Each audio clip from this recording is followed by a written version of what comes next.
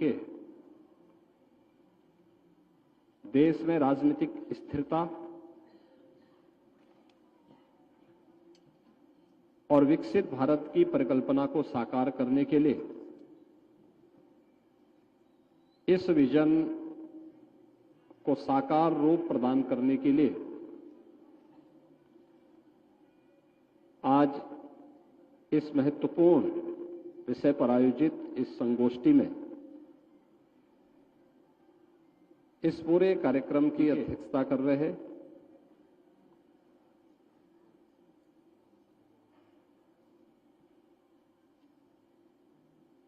एक ऐसे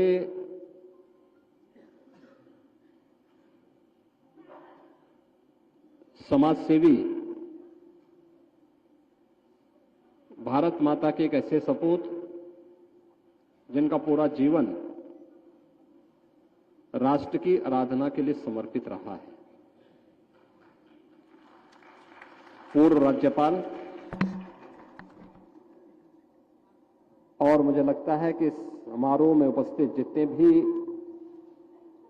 विभिन्न संगठनों से जुड़े हुए पदाधिकारी आए हैं, वरिष्ठ जन आए हैं, उन सबके चिर परिचित चेहरे परम सम्मानीय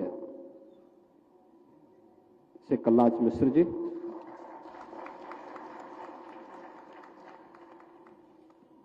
कार्यक्रम के संयोजक, प्रदेश के सह संयोजक, विधान परिषद सदस्य और भारतीय जनता पार्टी के महामंत्री श्री अनूप गुप्ता जी, इस कार्यक्रम के संयोजक एनजीओ प्रकोष्ठ के प्रदेश के संयोजक श्री संदीप शाही जी, समारोह में उपस्थित उत्तर प्रदेश सरकार के पूर्व मंत्री, मध्य प्रदेश के प्रभारी और विधान परिषद सदस्य डॉक्टर महेंद्र सिंह जी, विधान परिषद सदस्य इंजीनियर अवनीश कुमार जी और उपस्थित प्रदेश के अलग अलग कोने से उपस्थित सभी बहनों और भाइयों, देश के व्यापक हित को ध्यान में रख करके इस संगोष्ठी में आप सबकी उपस्थिति के लिए मैं आप सभी का हृदय से अभिनंदन करता हूं।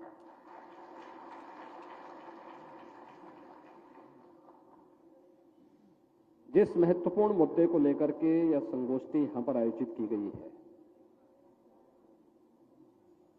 उसकी महत्ता जग जाहिर है।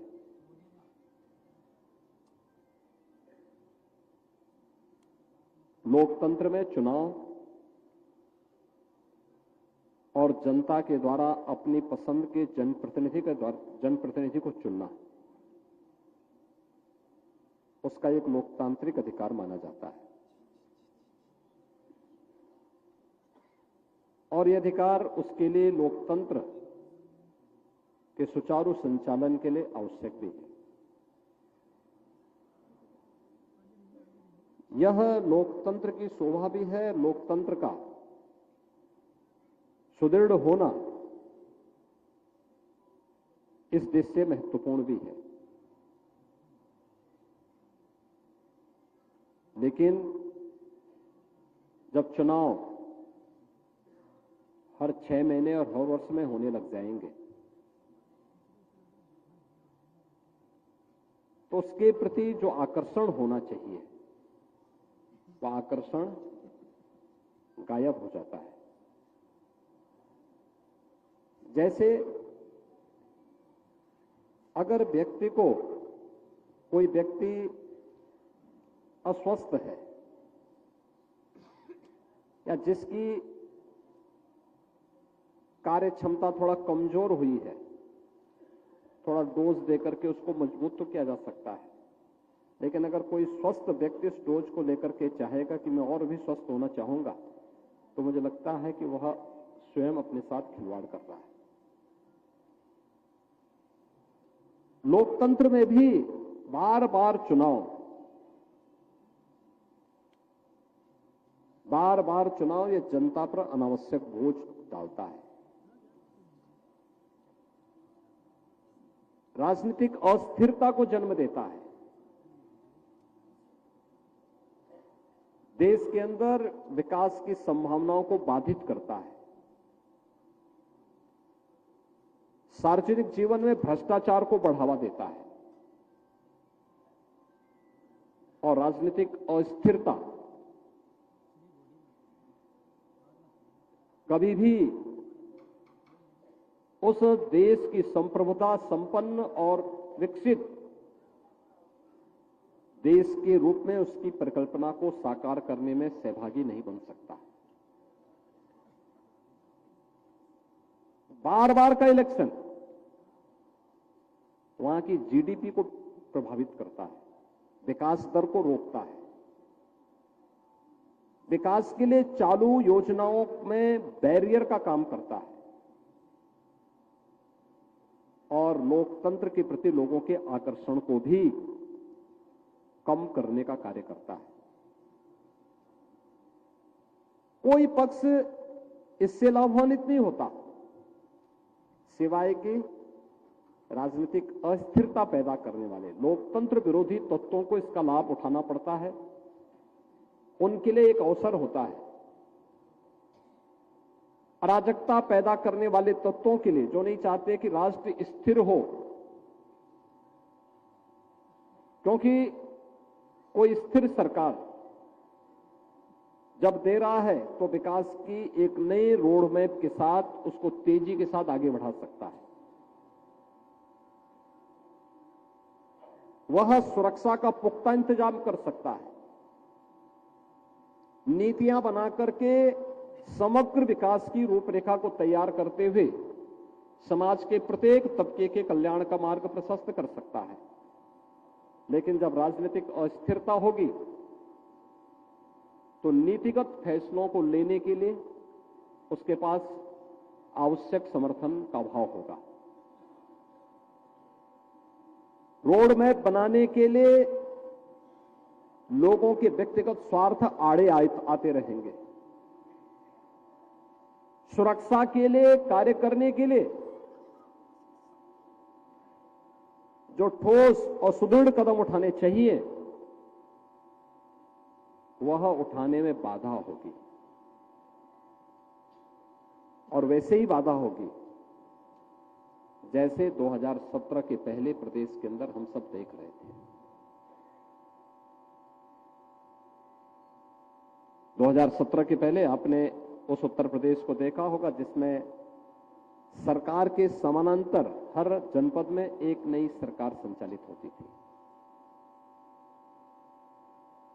वे प्रदेश और देश का कानून नहीं मानते थे।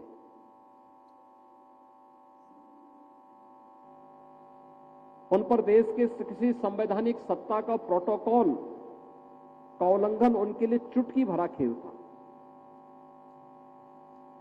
संसाधनों पर लूट खसोट करना उनका विशेष अधिकार हो गया था। उन्होंने अपना जन्मसिद्ध अधिकार मान लिया था।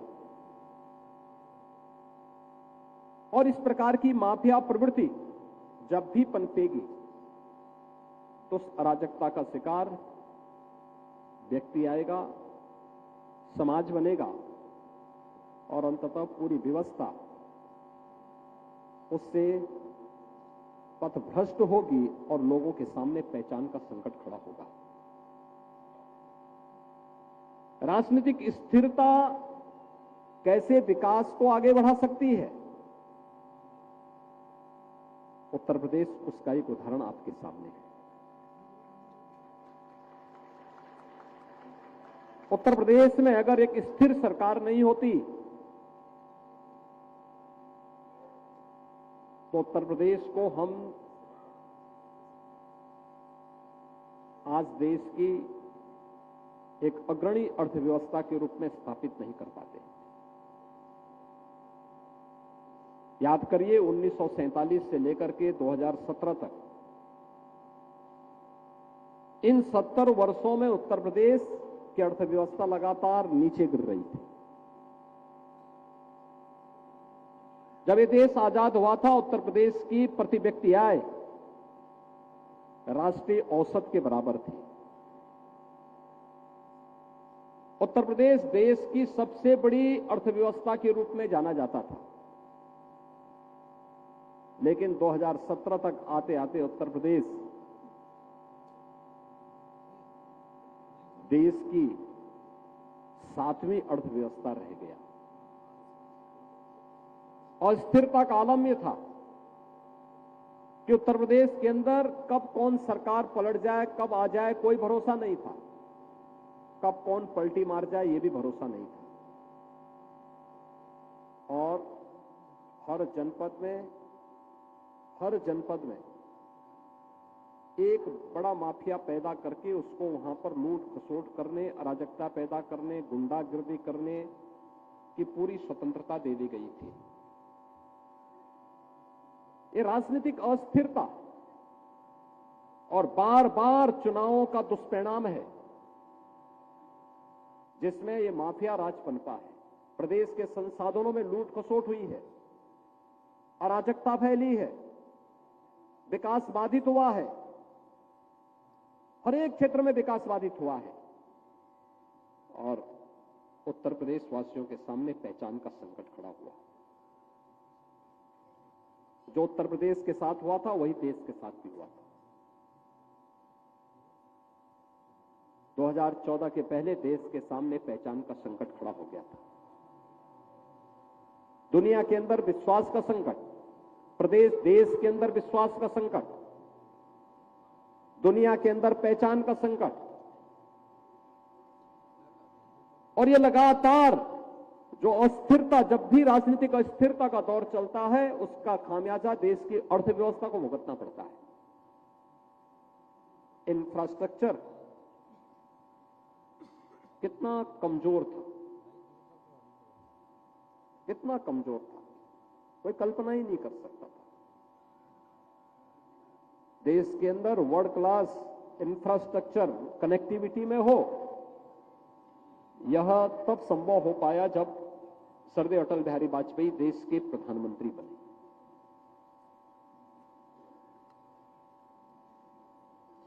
अटल जी को पहला कार्यकाल अस्थिर मिला, दूसरा कार्यकाल भी मिली जुली गठबंधन की सरकारों के साथ मिलकर के कैसे उन्होंने चलाया, या उनकी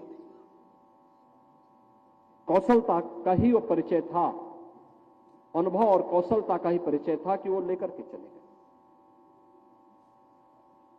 लेकिन जिस राजनीतिक अस्थिरता के दौर से देश को गुजरना पड़ा, आखिर उसका खामियाजा देश के सामने पहचान का संकट के रूप में और देश के अंदर व्यापक अविश्वास के रूप में सरकारों को भी और देशवासियों को भी भुगतना पड़ा था।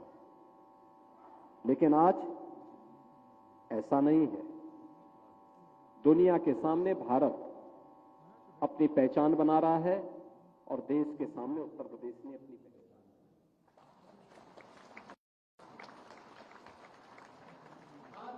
दुनिया की जो देश 1947 से लेकर 2014 तक दुनिया की 11वीं अर्थव्यवस्था बन पाया था, मात्र 10 वर्ष में वह भारत आज दुनिया की 5वीं बड़ी अर्थव्यवस्था है और अगले 2 वर्ष में वह दुनिया की 3री बड़ी अर्थव्यवस्था है। उत्तर प्रदेश जो 7वीं अर्थव्यवस्था था, वह आज देश की नंबर 2 की अर्थव्यवस्था अग्रणी अर्थव्यवस्था के रूप में अपने आप को स्थापित करने के लिए सबसे ज्यादा विकास दर के साथ अपने कदम को आगे बढ़ाया है। देखिए, राजनीतिक स्थिरता, अगर राजनीतिक स्थिरता नहीं होती, उत्तर प्रदेश दंगा मुक्त भी नहीं होता और माफिया मुक्त भी नहीं होता।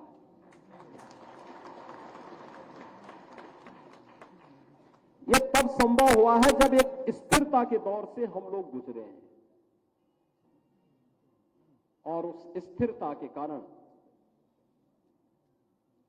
यद्यपि हमें भी समय समय पे इलेक्शन का सामना करना पड़ा। हर वर्ष कोई एक नया इलेक्शन आता है, कभी विधानसभा का, कभी लोकसभा का, कभी नगर निकाय का, कभी पंचायतों का, कभी एमएलसी का और कभी कोई अन्य बाई इलेक्शन का भी सामना करना पड़ता है। ये लगातार आते हैं और इन सभी, क्योंकि जब भी एक इलेक्शन होता है, खासतौर पर जब जनरल इलेक्शन होते हैं, अलग अलग होते हैं, विधानसभा लोकसभा के, पंचायतों के या नगर निकायों के, बड़े पैमाने पर जब एक साथ पूरे प्रदेश के अंदर चुनाव होते हैं, आदर्श आचार संहिता निर्वाचन आयोग लागू कर देता है। लोकसभा और विधानसभा के लिए तो भारत निर्वाचन आयोग लगाता है, नगर निकाय और पंचायती चुनाव के लिए राज्य निर्वाचन आयोग अधिसूचना जारी करता है। और अधिसूचना जारी होता है तो मान के चलिए कि 3 महीने तक कोई भी कार्य नहीं हो सकता, कोई नीतिगत निर्णय नहीं ले सकते। विकास के कार्य जहां के तहां ठप पड़े रह जाते हैं। कोई सरकारी दौरे नहीं हो सकते। प्रशासनिक तंत्र पर सरकार का नियंत्रण उस समय ना के बराबर रहता है। इलेक्शन कमीशन उस समय प्रशासन को अपने अनुसार इलेक्शन की ड्यूटी को संचालित करने के लिए लगाता है। अब अनुमान करिए कि जो राज्य या जो देश हर 1 वर्ष में इलेक्शन का सामना करता होगा और 1 वर्ष में 3 महीने इलेक्शन में उसके खर्च हो जाते होंगे। 3 महीने इलेक्शन में खर्च हो गए, 2 महीने पर्व और त्योहारों में खर्च हो गए। बाकी कभी सर्दी पड़ गई, कभी गर्मी पड़ गई, कभी अन्य कारणों से कोई आपदा के कारण बाधित हुआ, 1 महीना हो गया, तो उसके पास कार्य करने के लिए 6 महीने भी नहीं बचेंगे। क्या उन 6 महीनों में कोई रिजल्ट दे पाएगा? और इसीलिए प्रधानमंत्री मोदी जी ने देश के अखंडता के प्रतीक लौह पुरुष सरदार वल्लभ भाई पटेल की भव्य प्रतिमा 2019 में जब उन्होंने राष्ट्र को समर्पित की, तो उस समय उन्होंने केवड़िया में इस बात की घोषणा की थी कि देश के अंदर राजनीतिक स्थिरता के लिए 1 नेशन 1 इलेक्शन को आगे बढ़ाने की आवश्यकता है। 1 नेशन 1 इलेक्शन के इस भाव को आगे बढ़ाने के लिए ही उन्होंने उस समय देशवासियों के सामने इसको एक मुद्दा दिया। श्रद्धेय अटल बिहारी वाजपेयी जी ने भी इस पर सदैव जोर दिया था। राजनीतिक स्थिरता सुशासन की पहली शर्त है, सुरक्षा की पहली शर्त है, विकास की पहली शर्त है। और उस राजनीतिक स्थिरता के लिए बार बार के इलेक्शन न हो, इसको लेकर के हमें आगे बढ़ना होगा। ऐसा नहीं कि ऐसा ना हुआ हो। पहला आम चुनाव स्वतंत्र भारत में 1952 में होता है। लोकसभा और विधानसभा के पूरे देश के अंदर एक साथ चुनाव हुए। कमोवेश ये इलेक्शन एक साथ 1952 से 1957, 1957 से 1962, 1962 से फिर 1967, ये एक साथ चुनाव होते रहे। लेकिन 1967 के बाद जब कांग्रेस में टूटन शुरू हुई और कांग्रेस स्वयं अपने आंतरिक मतभेदों के कारण अस्थिरता के दौर से गुजरती हुई दिखाई दी, तो उसने उस अस्थिरता का शिकार देश को बनाया और फिर देश के अंदर अलग अलग राज्यों में सरकारों को भंग करना, कहीं इलेक्शन कराना, कहीं पे राष्ट्रपति शासन लागू करना, और उस दौर के साथ देश गुजरता आगे बढ़ता गया। 1980 के दशक में भी मुद्दा उठा था कि नहीं, लोकसभा और विधानसभा का चुनाव एक साथ होना चाहिए, लेकिन फिर वो आगे नहीं बढ़ पाया। श्रद्धेय अटल बिहारी वाजपेयी जी ने भी इस बात को आगे बढ़ाया था, वो चीजें आगे नहीं चल पाई। और आज श्रद्धेय अटल जी के ही उन भावों को मूर्त रूप देने के लिए प्रधानमंत्री मोदी जी ने पूर्व राष्ट्रपति श्रद्धेय रामनाथ कोविंद जी की अध्यक्षता में एक समिति का गठन किया और उस समिति ने अपनी सिफारिशें देश को की है।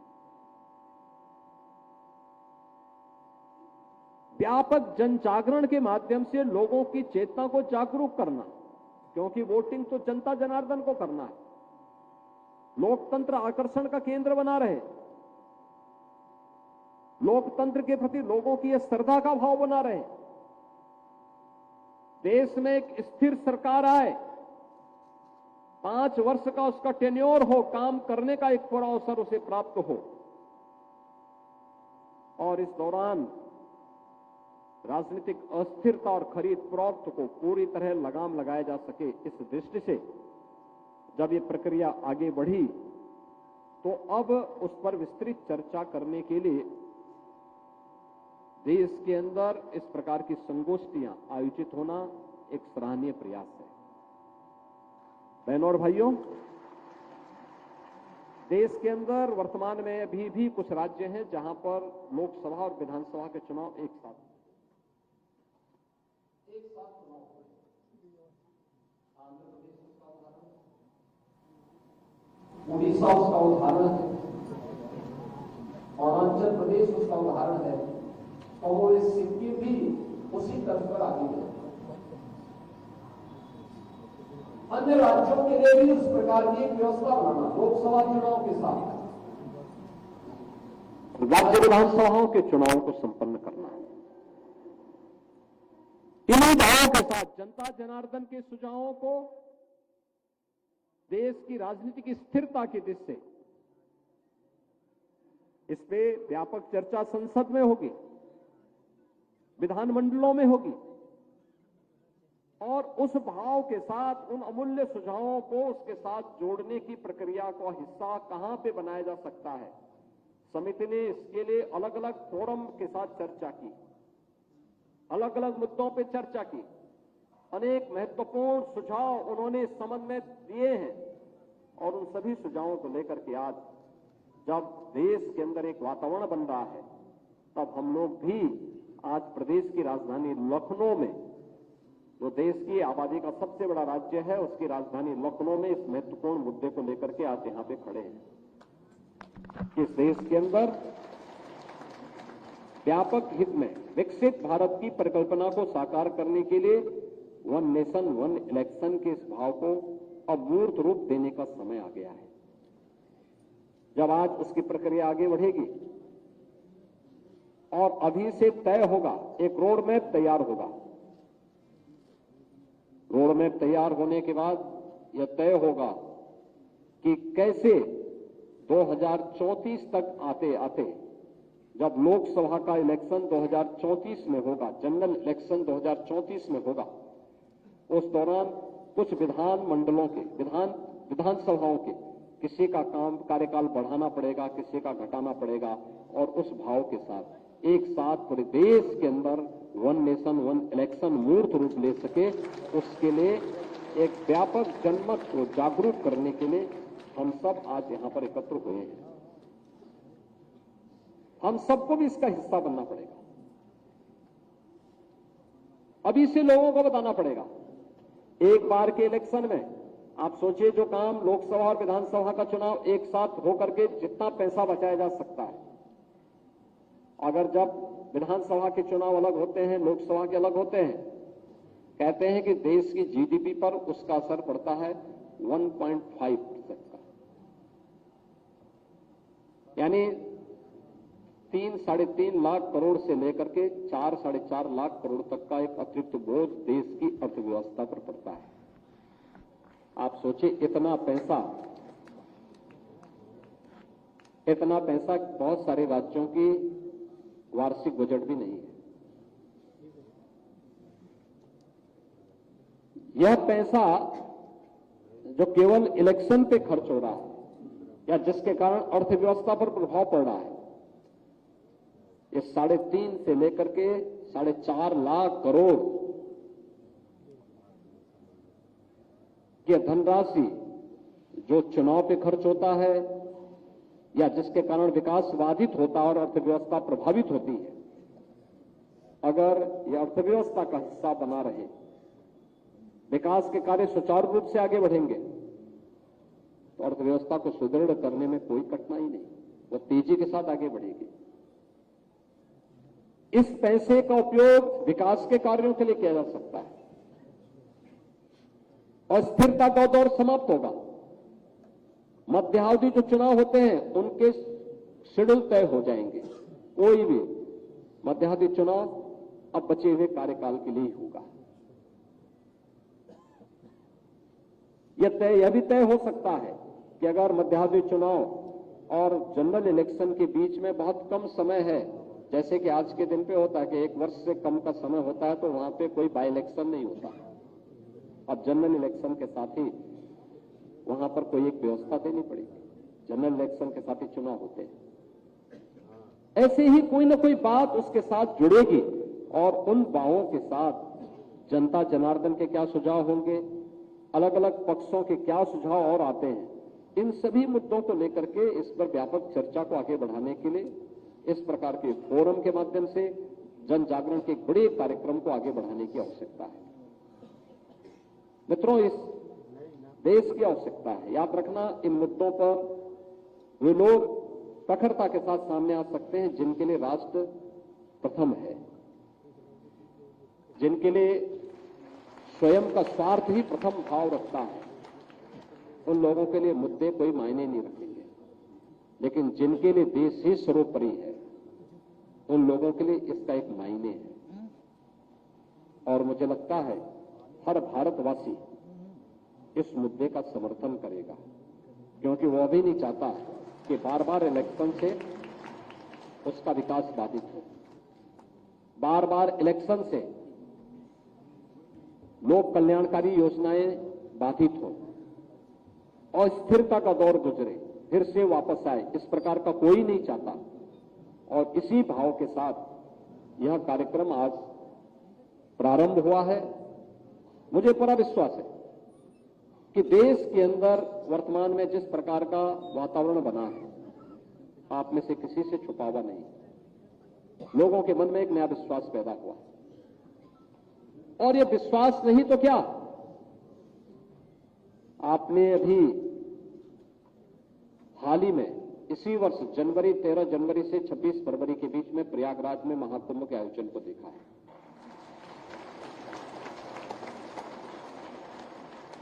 कुंभ के आयोजन हजारों वर्षों की हमारी विरासत का प्रतीक है।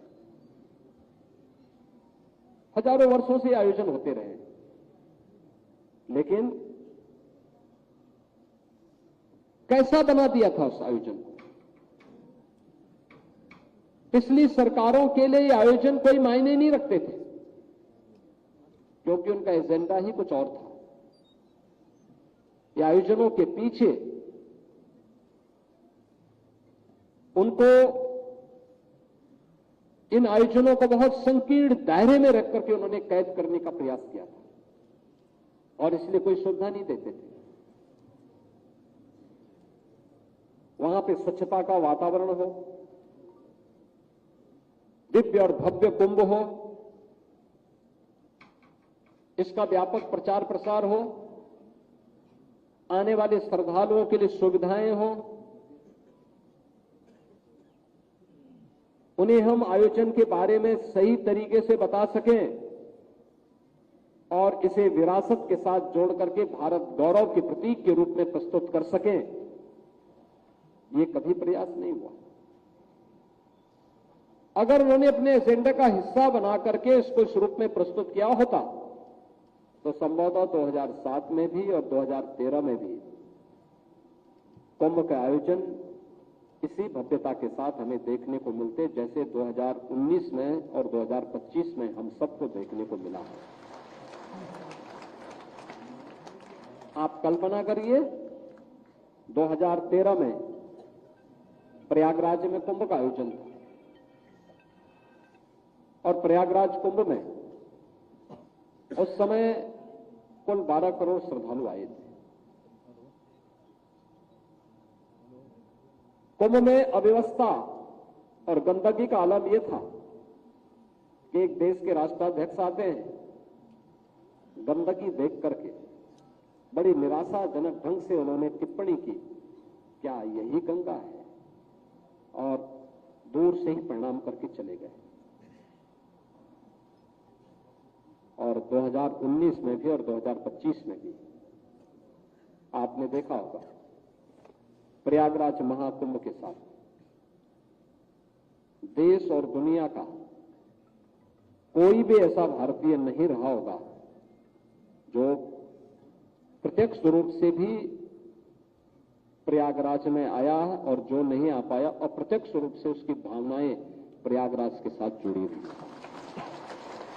66 करोड़ से अधिक श्रद्धालु जनों का प्रयागराज की धरती पर आना, यह लोकतंत्र का ही सबसे बड़ा एक प्रकार का महोत्सव जैसा आयोजन हो गया, जिसके प्रति आम जन का भाव इस कदर जुड़ा कि जो आया वो अभिभूत होकर के गया, जो नहीं आ पाया उसके सामने पश्चाताप के सिवाय कुछ भी नहीं बचा हुआ है।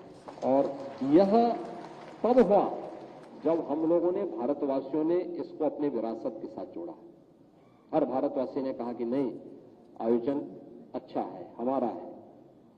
विपक्षी जितना दुष्प्रचार करते थे, पब्लिक उतना ही रिएक्ट करके प्रयागराज पहुंचती थी, उतनी ही प्रतिक्रिया में प्रयागराज पहुंचते थे कि अब तो मुझे जाना ही जाना है, चाहे कितनी भी असुविधा क्यों न हो। और वहां पर जब भी वह त्रिवेणी में डुबकी लगाता था तो वह अभिभूत होकर के दो शब्द अच्छे कह करके, हम देखते थे, बहुत बार मैं देखता था, लोग तमिलनाडु से आ रहे हैं, कर्नाटक से, केरल से, अरुणाचल से, मणिपुर से, त्रिपुरा से, जम्मू कश्मीर से, हिमाचल से, उत्तराखंड से, और बहुत सारे ऐसे लोग वहां पे थे जो यूट्यूबर, जो विरोध करने के लिए वहां उतरे थे। लेकिन वो जब पूछते थे उन लोगों से कि देखिए सरकार ने कोई व्यवस्था नहीं की, आप कहां से आए, वो कहते थे तमिलनाडु से या कर्नाटक से या केरल से या जिस भी राज्य से था, वो बोलता था मैं वहां से आया हूं, देखिए सरकार ने कोई व्यवस्था नहीं की। वो कहते कोई बात नहीं, हम तो त्रिवेणी स्नान करने के लिए आए। और कहते थे देखो सरकार को व्यवस्था तो करनी चाहिए थी, और कहते थे नहीं नहीं, हम त्रिवेणी स्नान करने के लिए आए हैं। वो कहते, फिर यूट्यूबर कहता था देखो तुम्हें पैदल चलना पड़ रहा है, तो उसका जवाब होता था कि पुण्य मुझे प्राप्त करना है, ये मेरी साधना है, तुम्हें परेशानी क्यों? साधना मैं कर रहा हूं, तुम परेशान क्यों हो रहे हो? अरे जब डुबकी मुझे लगाना है तो साधना भी मुझे करनी पड़ेगी, और इसलिए मैं उसी साधना का हिस्सा बनकर के एक साधक के रूप में मां गंगा के पास जा रहा हूं, मां त्रिवेणी के पास जा रहा हूं, तुम्हें परेशान नहीं होना चाहिए। और ऐसे ही वन नेशन वन इलेक्शन के बारे में भी जो दुष्प्रचार होंगे, जो लोग विरोध करेंगे, हर भारतवासी को जो लोकतंत्र का समर्थक है, विकसित भारत की परिकल्पना को साकार होने का समर्थक है, तो सबको उसको यही जवाब देना चाहिए कि भाई देश हमारा है, राजनीतिक स्थिरता हमारे लिए है, विकास हमारे लिए है, विकसित भारत की परिकल्पना को साकार हमारे और आने वाली पीढ़ी के हित में मोदी जी कर रहे हैं, तो वन नेशन वन इलेक्शन में तुम्हें परेशानी क्या है? यह जवाब उसको जरूर आप दीजिएगा। अगर आप देने में सफल होंगे और व्यापक जनमत के इस अभियान के साथ जुड़ेंगे तो सोशल मीडिया प्लेटफॉर्म पे भी इस पर व्यापक चर्चा को आगे बढ़ाने की आवश्यकता है, अलग अलग पक्षों को लेकर के। ये बार बार के इलेक्शन कैसे विकास में बाधा पैदा करते हैं, कैसे अर्थव्यवस्था को तबाह करते हैं, कैसे राजनीतिक अस्थिरता को जन्म देते हैं, कैसे माफिया राज को बढ़ावा देते हैं, कैसे पर्व और त्योहारों में बाधा पैदा खड़ा करते हैं।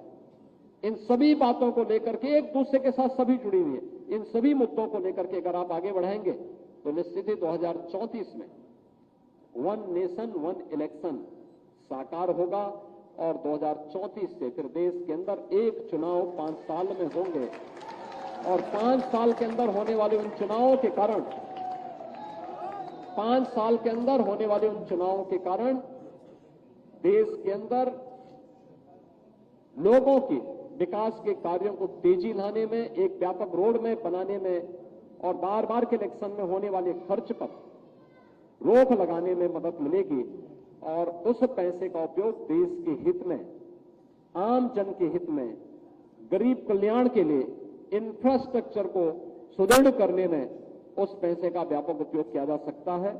मैं आज के इस आयोजन के लिए श्री संदीप शाही जी को, श्री अमित गुप्ता जी को और इस आयोजन समिति से जुड़े हुए सभी पदाधिकारियों को हृदय से धन्यवाद देता हूं। माननीय कल्लाद जी का हृदय से अभिनंदन करता हूं। धन्यवाद। जय हिंद।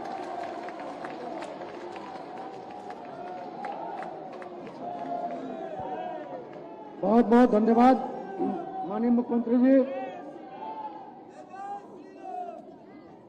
माननीय मुख्यमंत्री जी का हम लोगों ने बहुत यशस्वी उद्बोधन और जो स्वयंसेवी संगठन के माध्यम से जो भी बात हो रही थी कि